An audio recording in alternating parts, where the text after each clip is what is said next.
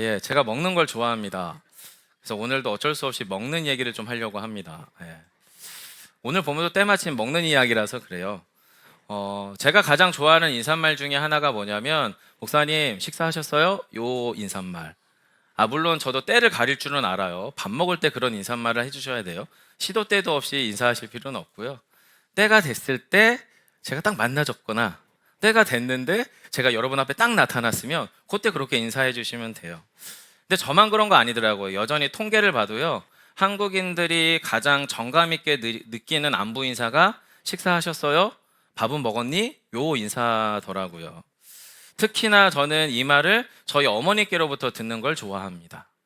아직 저희 아내한테는 여보 식사하셨어요? 그 질문보다는 여보 밥 줘. 제가 먼저 말을 내뱉는 편이어서 그런지. 하지만 어머니에게 처음 안부를 나누거나 저희가 원주 내려갈 일이 있으면 내려가서 처음 만났을 때 어머니는 항상 첫 인사말이 아들아 밥 먹었니? 밥은 먹었니? 요 질문이죠. 이 인사는요, 저 어릴 때부터 지금까지도 똑같아요.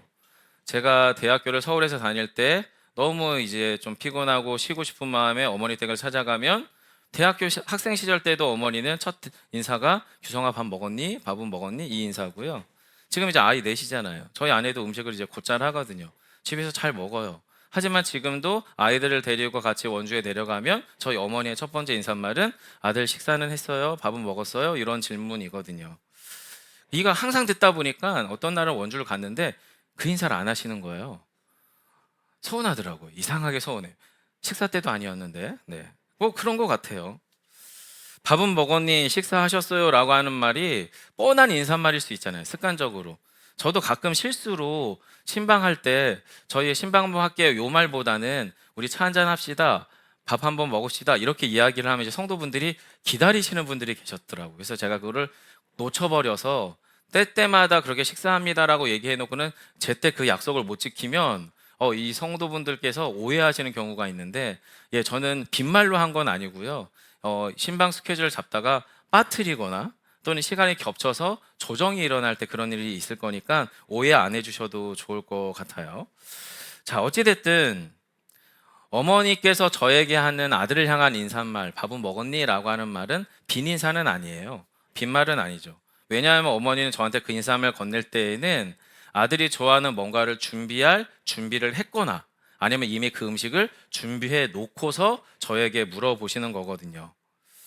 그래서 저는 처음에 어릴 때, 철이 없을 때에는 그저 그 음식만 먹었던 것 같아요. 근데 이제 저희가 가정을 이루고 아이를 키워가면서 어머니가 준비해 주신 그 음식은 단지 제가 음식만 먹는 게 아니라 엄마의 마음을 먹는 거구나라는 것을 어느 순간인가부터 알게 되더라고요. 아들이 집에 온다는 소식을 들었어요. 그리고 우리 아들이 좋아하는 음식이 뭘까를 고민해 보시죠. 그리고 마트에 가서 장을 봐요. 그리고 이 아들뿐만 아니라 손자, 손녀들이 좋아하는 것도 고려해서 이것저것 장을 풍성하게 보고 와서 이 음식을 준비할 때 이걸 아들네가 행복하게 먹을 걸 생각하며 기쁨의 마음으로 그 음식을 준비하시더라고요, 보통. 따라서 저는 저희 부모님이 준비해 주신, 어머니가 준비해 주신 음식을 먹을 때는 밥만 먹는 게 아니라 그 어머니의 기쁨의 마음도 같이 먹는 거더라고요. 그리고 이제 어느새 제가 혼자가 아니잖아요. 아이 넷의 부모가 됐으니까 저희뿐만 아니라 아이들도 같이 가게 되면 그 마음, 기쁨의 마음만 먹는 게 아니라 당신께서 준비하신 음식을 이젠 아들뿐만 아니라 며느리, 손주들이 어떻게 해요? 행복하게 먹는 거죠. 그리고 배부르게 먹어요. 저희 표정에는 행복감이 묻어나고요. 포만감이 넘쳐나요. 그리고 저희가 어머니에게 돌려드리는 이 행복감과 포만감은 어머니가 음식을 준비한 것에 대한 마음에 어떻게 해요? 넉넉함으로 바뀌죠.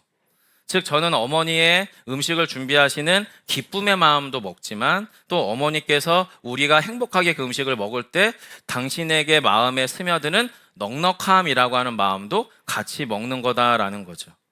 사실 이런 마음의 넉넉함은 아무리 유명 전문 요리사가 요리를 해준들, 그리고 아무리 비싼 식당에 가서 밥을 먹은들 생길 수 없는 종류의 넉넉함입니다. 예전에도 한번 이야기를 했는데요. 예수양남교회에 있을 때 천안 쪽에 정말 좀 어렵게 지내시는 집사님 한 분이 계셨어요.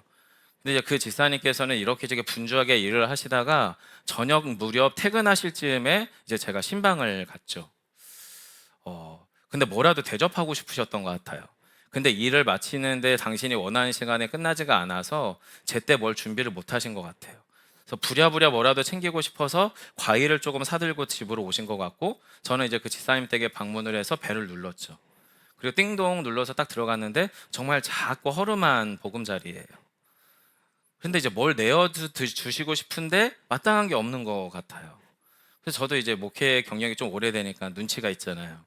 지사님, 그럼 저희 그냥 라면 끓여 먹읍시다. 이제 그러고 이야기를 나눴죠. 근데 이제 라면 끓이는 건 차마 허락이 안 되셔서 그런지 갑자기 사실은 자기가 퇴근을 하고 나면 밥을 먹으려고 보통은 밥통에 밥을 놓잖아요. 근데 그 지사님은 연세가 좀 있으셔서 아랫목에다가 밥을, 그 밥 그릇 있잖아요, 뚜껑 있는, 거기다 밥을 꾹꾹 눌러서 그걸 아랫목에다가 넣어놓고 이제 일을 마치고 돌아오시면 그거랑 이제 전라도식의 그 젓갈이 잔뜩 들어가 있는 총각김치, 요거랑 이제 식사를 하시려고 그걸 해놓으셨더라고요. 그래서 그럼 우리 그거 먹자고 해서 이 조그만한 식탁에서 그 밥이 한 그릇인데 제가 볼 때 한 두 그릇 반 정도 되는 것 같아요. 얼마나 꽉꽉 누르셨는지. 그래서 그거를 반은 지사님 드시고 반은 이제 저거 먹고 거기서 총각김치랑 그 밥을 이제 먹었죠. 아주 맛있었습니다. 아주 맛있었죠. 여러분, 저는 그때 밥을 먹은 걸까요? 그분의 사랑과 마음을 먹은 걸까요? 저는 보람찼어요. 그리고 저라고 하는 사람이 가진 목회자라고 하는 자리의 역할이 이런 역할이겠구나 싶었어요. 왜냐하면 그분 입장에서는 안도하셨거든요. 마음이 평안하셨거든요. 그 식탁을 불편함 없이 나누고 먹는 젊은 목사가 대견하고 고맙기도 했겠지만 당신의 마음을 받아주는 그 마음이 너무 기쁘셨던 것 같아요. 여러분, 저희는 이런 것들을 소위 소울푸드, 영혼의 음식이라고 부릅니다. 그 음식을 보면 그 사람이 생각이 나요. 그분에 대한 사랑과 그리움과 고마움이 묻어나지요. 이런 게 바로 영혼의 음식이죠. 저에게 있어서 저희 어머니의 소울푸드는 닭볶음탕입니다. 그리고 이제 어느새 도준이가 컸어요. 둘째, 4학년이 되니까 이 아들이 이제 할머니 댁에 갈 때마다 할머니가 해주는 곰탕이 먹고 싶다고. 그럼 여러분, 닭볶음탕이 먼저 준비될까요? 곰탕이 먼저 준비될까요? 네. 뭐라고 대답했는지 제가 못 알아듣겠지만 아직은 저희 어머니는 닭볶음탕이 먼저입니다. 물론 곰탕도 따로 준비하시죠. 하지만 저에게는 닭볶음탕을 내미시죠. 저에게는 그렇습니다. 아마 우리 아이들이 이제 어른이 되면 우리 아이들의 소울푸드는 저희 아내가 해주는 육개장이 될 것 같아요. 여러분의 소울푸드, 영혼의 음식은 뭐예요? 한번 생각해 보십시오. 왜냐하면 오늘 본문에 예수님의 소울푸드, 영혼의 음식이 등장을 하거든요. 대단한 게 아니에요. 예수님의 소울푸드는요, 당신이 그토록 사랑하고 그 사람을 보면 마음이 아파서 국률함으로 철철 흘러넘치는 그 주님이 누군가를 바라보며 그 사람들을 위해서 준비한 영혼의 음식인데, 그 음식이 뭐 어마어마한 산의 진미가 아니에요.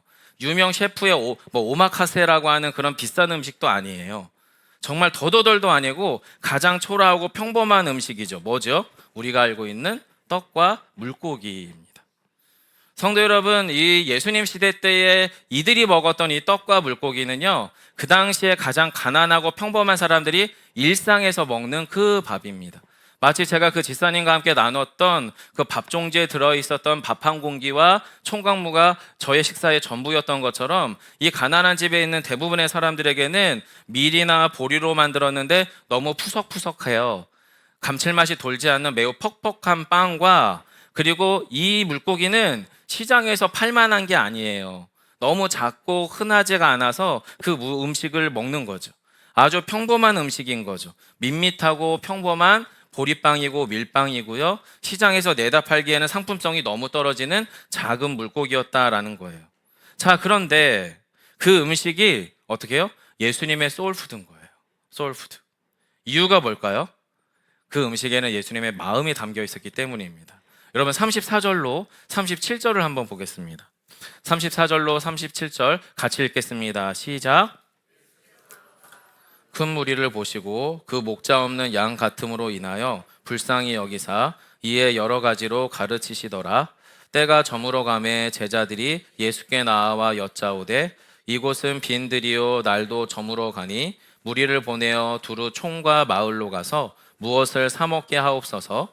대답하여 이르시되 너희가 먹을 것을 주라 하시니 여짜오되 우리가 가서 200데나리온의 떡을 사다 먹으리이까. 아멘. 여러분 특별히 34절을 보시면 예수님이 사람들을 보셨대요. 무리를 보셨는데 그 무리가 크다고 하셨고, 그 무리를 보시면서 예수님의 마음에서 일어난 감정 상태가 뭐냐면 불쌍히 여겼다라는 마음이에요. 불쌍히 여겼다. 도대체 여러분, 저와 여러분은 누군가를 봤을 때 야, 저 사람 정말 좀 안 됐다, 이런 감정이 일어날 때는 그분의 어떤 모습을 볼 때 그런 감정이 일어나세요? 예수님은 지금 분명하게 두 가지를 보셨어요. 첫 번째는 큰 무리, 사람들이 많다는 거죠. 근데 여러분, 사람들이 많은 것 때문에 슬프고 불쌍히 여길 건 아니죠. 그 큰 무리의 사람들이 보여주는 어떤 일련의 모습 때문에 예수님의 마음 안에 지금 긍휼히 여기는 마음이 들어온 거잖아요. 그럼 여러분, 어떤 마음이었을까? 정말 많았다는 거예요. 사람이 많았어요. 자, 그런데 그 사람들을 유심히 봤는데 아무리 유심히 봐도 잘 살고 있는 것 같지가 않아요. 잘 먹고 있는 것 같지가 않아요. 그리고 예수님이, 하나님이 걱정하지 않을 만큼 잘 가고 있는 인생처럼 보이지 않으셨던 것 같아요. 많은데, 많으면 좋죠. 근데 이 많은 사람들이 그야말로 하나님의 도움 특별히 없이도 잘 살고 있을 것 같으면 굳이 불쌍히 여길 필요가 없지만, 아무리 들여다봐도 그 인생들 하나하나가 어떻게요? 문제투성이였던 것 같아요. 그리고 이 문제투성이의 인생이 주님의 눈엔 뭐처럼 보였냐면 목자 없는 양 같았다라고 표현을 하고 있습니다. 성도 여러분, 모든 양이 목자가 필요한 건 아닙니다. 산에 있는 양인 산양이나 들에서 야생의 본성을 그냥 그대로 유지하고 있는 들에 있는 양들은 목자가 필요 없어요. 왜냐하면 지가 알아서 살거든요. 훨씬 빠르고요. 자기가 먹이를 구할 수 있는 방법들을 자신의 몸에 체득하고 있어요. 즉 산양이나 들양에게는 목자가 필요가 없어요.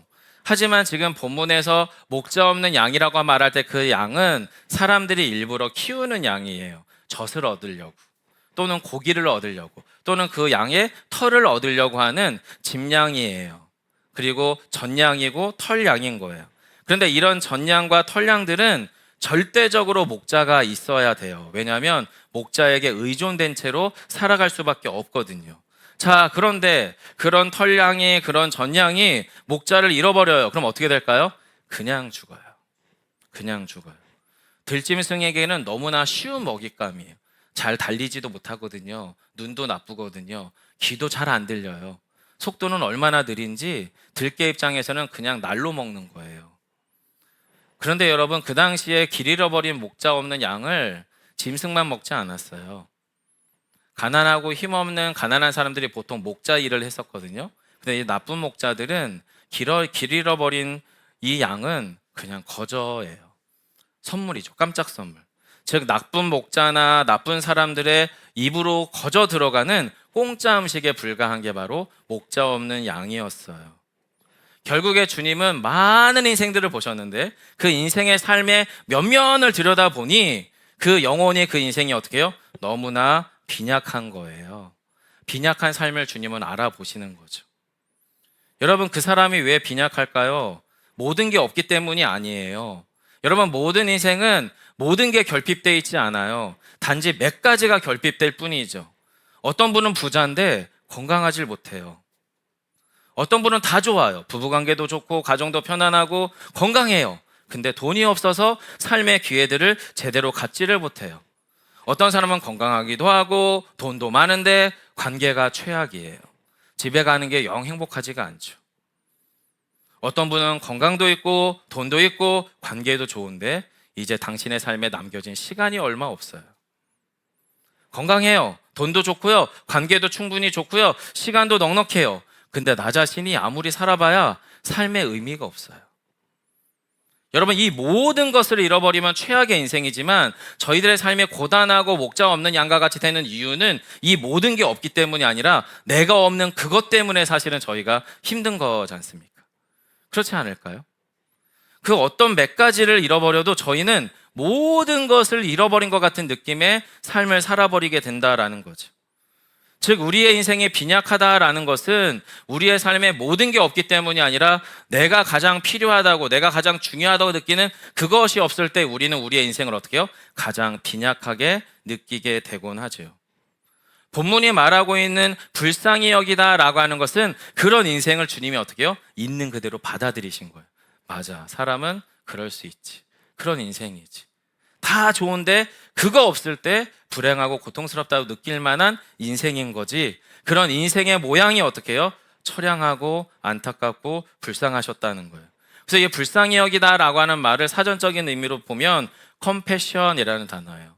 함께 고통하다, 함께 슬퍼하다, 함께 아파하다라는 말이죠. 여러분, 이 컴패션이라고 하는 말은 상대방의 고통과 슬픔과 아픔을 충분히 이해하고 공감해요. 근데 그 공감을 넘어서서 그 사람의 고통, 아픔과 슬픔에 같이 들어가 버리는 거예요. 예수님이. 그게 컴패션이에요. 즉 예수님의 이 감정 상태는 야, 힘들겠네. 아, 어렵겠다. 그럴만 하겠다. 나라도 저러면 힘들 것 같아. 이런 공감이나 동정이 아니에요. 그걸 넘어서서 어떻게 해요? 동참하는 거예요. 동참하는 거예요. 아픈가 보다, 아프겠지라고 하는 껍데기 이해가 아니라 예수님의 감정 상태는 동정을 넘어서서 그 아픔에, 그 슬픔에, 그 고통에 함께 느끼며 그 고통을 함께 공유하는 상태. 이것이 지금 본문이 말하는 불쌍히 여기다라는 거예요. 엄마들이 자기 딸이 아이를 낳을 때 그 컴패션을 경험해요.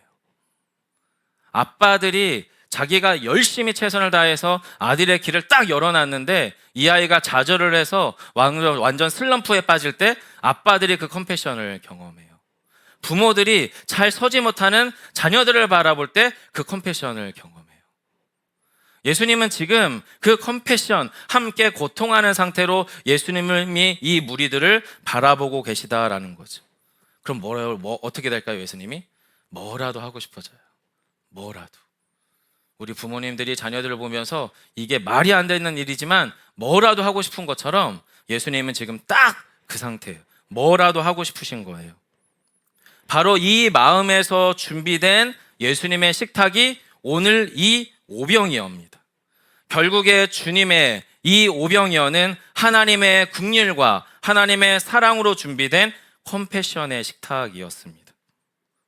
사랑하는 성도 여러분, 저는 오늘 이 예배가, 그리고 오늘 이 예배에서 나누어지는 모든 찬양, 모든 기도, 설교, 특송, 봉헌, 이 모든 순서 하나하나가 우리 안에서 하나님이 준비하신 하나님의 컴패션이 되기를 축원합니다. 지금 이 순간이 오늘 나에게 찾아온 하나님의 긍휼과 사랑의 하늘 식탁이라는 진리를 믿으셔야 돼요. 왜냐하면 예수님의 식탁은 산의 진미가 아니에요. 유명한 서울의 호텔의 뷔페가 아니에요. 유명 셰프의 오마카세가 아니에요.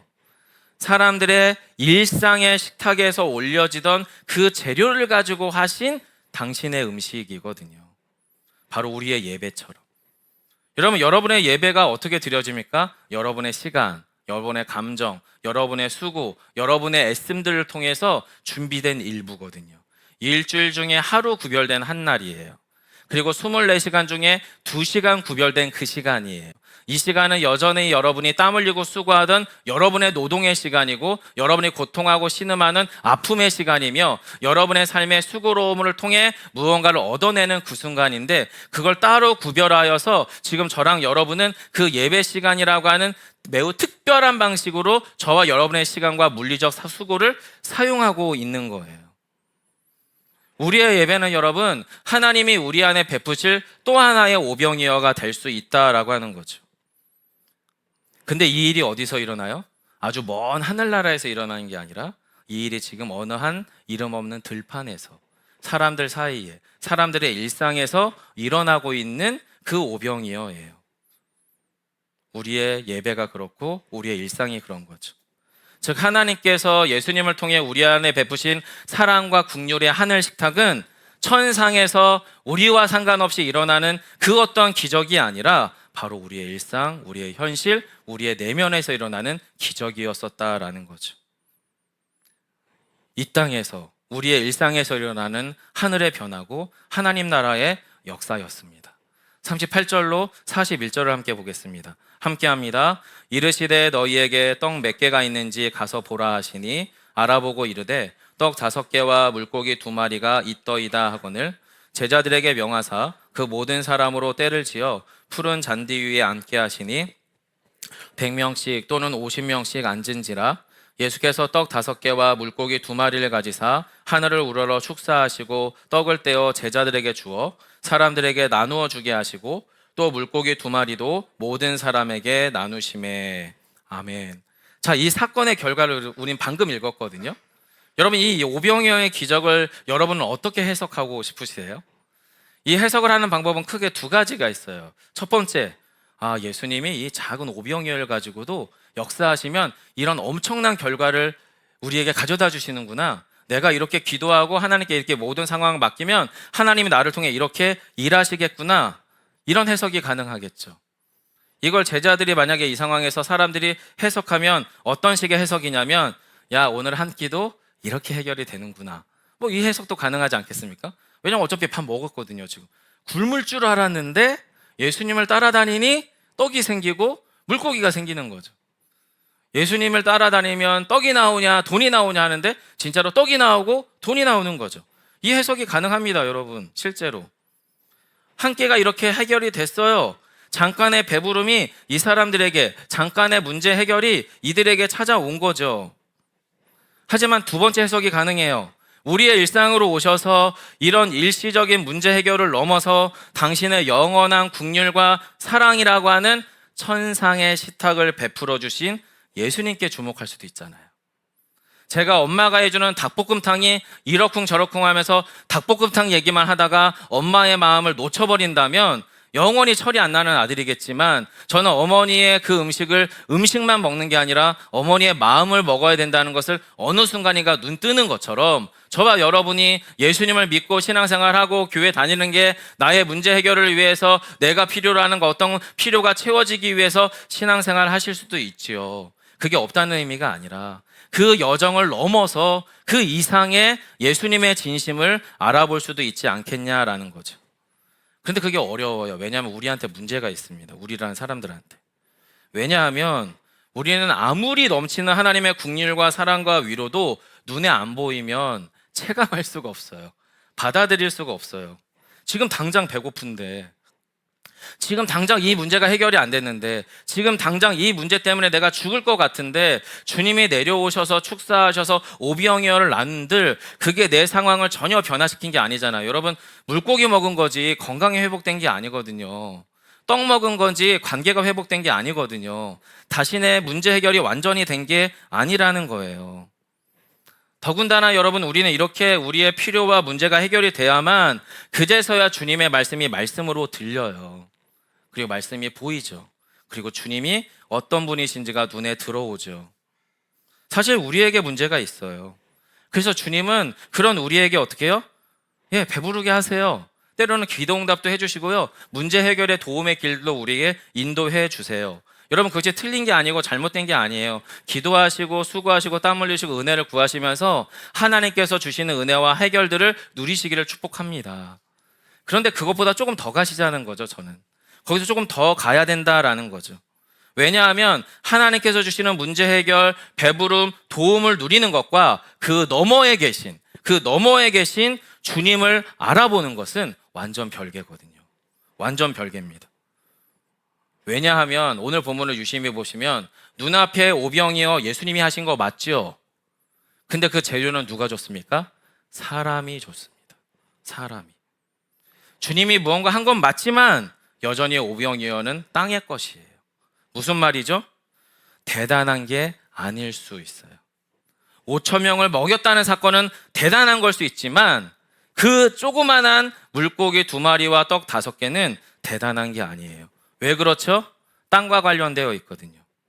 그 오병이어는 굳이 예수님이 축사를 하시든 뭘 안 하셔도 내가 벌어서 먹을 수 있는 거예요. 내가 조금만 노력하면 나 스스로 얻을 수 있는 오병이어예요. 나의 생계와 관련되어 있는 거거든요.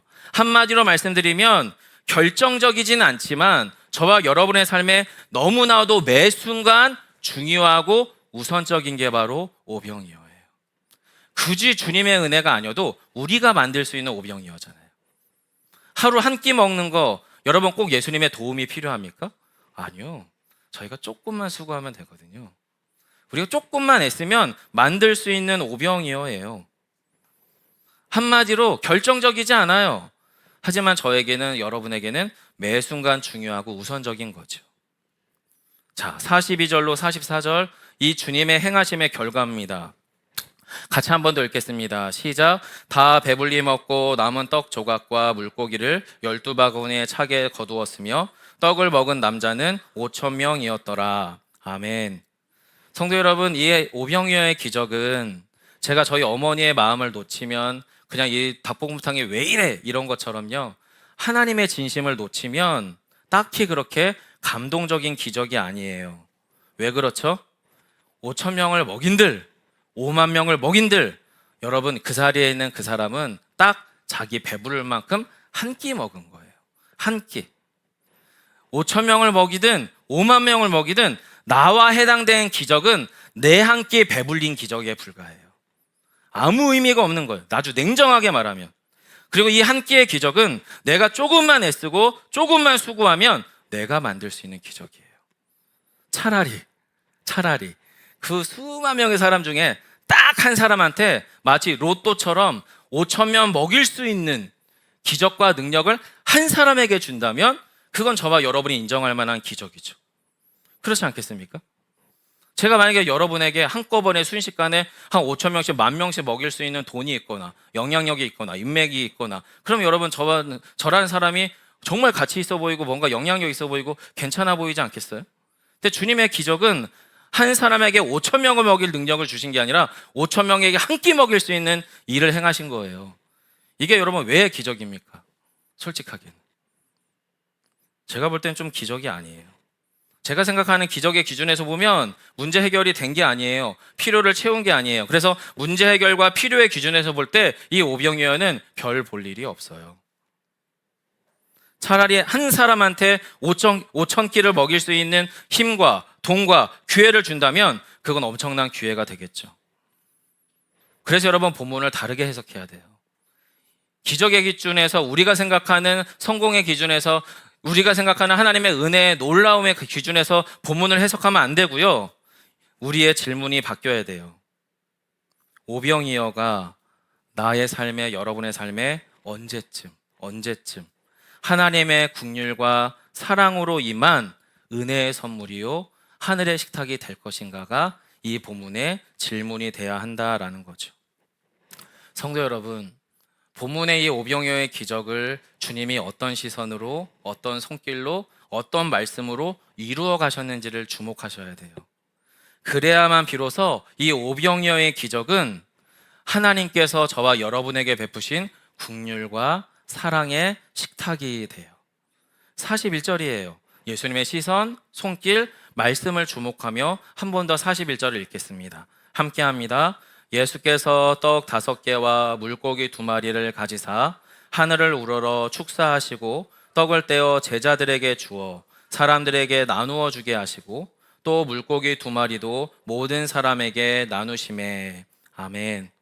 떡 5개와 물고기 2마리는 땅의 것입니다. 어느 한 사람의 것입니다. 이건 그 사람이 수고해서 자기의 노동으로 만들어 놓은 자기의 가치입니다. 자, 이걸 주님이 받으셨어요. 그리고 그 사람은 그걸 자발적으로 드렸어요. 그래서 본문에서 예수님은 그 물고기 2마리와 떡을 가지셨다라고 표현해요. 주님의 손으로 들어온 거예요. 주님이 가지신 거예요. 근데 주님이 이걸 가지시고 주님이 홀라당 먹어버린 게 아니라 그걸 가지시고 어떻게 하시냐면 하늘을 우러러보세요. 이게 위로 올라가는 게 아니라 하나님이 먼저, 주님이 받으시고 당신의 시선이 하늘을 우러러보세요. 그리고 그 다음에 어떻게 하시죠? 이걸 같이 당신의 시선을 따라 위로 드세요. 이게 축사한다는 의미예요. 세상의 땅의 재화를 주님이 받으시고 이 재화를 품으신 채 하늘을 우러러 아버지 하나님을 바라보시며 그 재화를 하늘로 드시는 거예요. 그리고 기도하세요. 그리고 내려왔어요. 땅으로. 그리고 제자들을 불러요. 자, 나누어줘. 분명히 아주 가벼운 바구니였어요. 왜냐하면 고작해야 떡 5개와 물고기 2마리였으니까. 근데 주님이 제자들에게 그걸 조금씩 나누세요. 제자들이 어떤 걸 어떻게 준비했는지 모르겠어요. 자신의 옷으로 받았는지 또 다른 바구니를 준비했는지 모르겠지만 받았어요. 그리고 그 받은 걸 가지고 제자들이 사람들이 떼져 앉아있는 곳으로 찾아가요. 가벼워요. 몇 사람만 먹으면 곧 끝날 그 어떤 무게감이에요. 나눴어요. 또 나눴어요. 부족하겠죠. 다시 주님에게로 와요. 왜냐면 바구니가 제한적일 테니까. 또 주님이 또 주세요. 또 가요. 또 나눠요. 그렇게 나누어진 식탁이에요. 근데 결과가 뭐예요? 다 배불렀어요. 그리고 심지어 남았어요. 성도 여러분, 이 오병이라고 하는 기적, 우리에게 일어나는 이 일상은 하나님의 은혜와 도우심이 찾아오는 과정을 우리에게 보여줘요. 이건 우리의 기도응답으로 만들어진 은혜가 아니었어요. 물론 또 다른 종류의 오병이요, 주님의 손으로 들어오지 않은 세상의 오병이요, 땅의 오병이요는 저와 여러분의 수고와 노동으로 충분히 가능해요. 하지만 저와 여러분의 손 안에는 이 오병이어를 만약에 주님께 드린다면 여러분, 그것은 어떤 일이 일어날까요? 그 오병이어가 땅의 죄와임에도 불구하고 하나님께 드려져 그 하나님의 것, 하나님의 속성, 하나님의 질서가 그 안에 담겨지겠죠. 그럼 어떻게 될까요? 여러분, 거기서는 천상의 식탁이 나누어지는 거예요. 자, 그러면 마지막으로 질문해 보겠습니다. 여러분의 오병이어는 뭡니까? 그렇게 결정적이진 않지만 내 삶에 아주 강력하게 영향을 끼치는 여러분만의 오병이에요. 어떤 분은 돈이더라고요. 어떤 분은 관계와 사랑과 인정욕구와 같은 관계더라고요. 어떤 분은 내가 딴 사람들한테 어떻게 평판을 얻게 되느냐라고 하는 상대방의 시선과 평판이더라고요. 어찌됐든 우리의 삶에서 그거 없으면 내 삶에 은밀하게 결정적 영향을 끼치는 각자마다의 오병이어가 있더라고요. 어떤 분은 그게 가정이에요. 어떤 분은 그게 직장이고요. 어떤 분은 그것이 사업장이고 저와 여러분의 신앙조차도 포기하게 만들 만한 아주 결정적인 어떤 것이에요. 남들이 볼 땐 별거 아닐 수도 있어요. 하지만 나한테는 매우 결정적인 거죠. 성도 여러분, 여러분의 그 오병이어를 주님께 나누시면 좀 어떨까요? 그래서 우리의 오병이어인 가정이 예수 그리스도의 사랑과 은혜와 긍휼을 맛보는 그런 가정이 되면 어떨까요? 우리의 부부관계가 내가 만들고 내가 의도한 관계로 만들어지는 관계 말고 하나님이 빚어가실 오병이어와 같은 관계와 상황이면 어떨까요? 주님은 지금 그걸 기다리고 계시는데. 말씀을 맺겠습니다. 어머니께서 저에게 밥은 먹었니? 라고 하는 안부를 전할 때 앞서 말씀드린 것처럼 저는 그게 뻔한 인사말이 아니라는 것을 잘 알아요. 왜냐하면 그 말을 하실 때면 항상 맛있는 음식을 이미 준비하셨거나 음식을 준비할 준비를 끝내셨을 때 저한테 묻거든요. 하나님도 예수님도 마찬가지예요. 저와 여러분에게 밥은 먹었니? 식사는 하셨어요? 라고 하는 여러분의 인생의 필요를 질문할 때에는 주님께서 무언가를 이미 준비해 놓으셨거나 주실 준비를 하고 계실 때 주님은 우리에게 말씀하세요. 자, 그런데 요즘에 제가 어머니가 준비해 주신 음식을 먹으면서 느끼는 게 뭐냐면, 아, 엄마의 이 사랑 표현도 끝이 있겠구나 라는 생각을 하게 돼요. 왜 그런지 아십니까? 어머니의 손맛이 변했어요. 맛이 달라요. 저 어릴 때 먹었던 닭볶음탕과 지금 먹는 맛이 달라요. 또 하나가 변했어요. 제 입맛과 제 기호가 바뀌었어요. 예전에 엄마께 최고 맛있었는데, 죄송합니다 어머니, 영상을 보통 보시거든요. 이제는 저희 아내가 하는 게 제일 맛있어요. 이거 삭제해야 될 것 같은데. 네. 어머니의 손맛도 변했지만 저도 변했어요. 그리고 무엇보다 어머니의 그 맛이 그리워질 때가 오겠죠. 해주실 수가 없을 때가 곧 올 거니까. 연세가 더해질수록 손맛이 변해요. 입맛이 미세하게 변해요. 심지어 저의 입맛과 저의 기호도 변해요.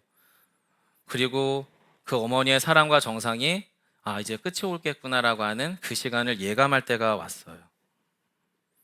그래서 어쩌면 더 이상 내가 이 땅에서는 그 음식을 맛볼 수 없는 나만의 그리운 소울푸드가 되겠구나라는 생각도 들어요.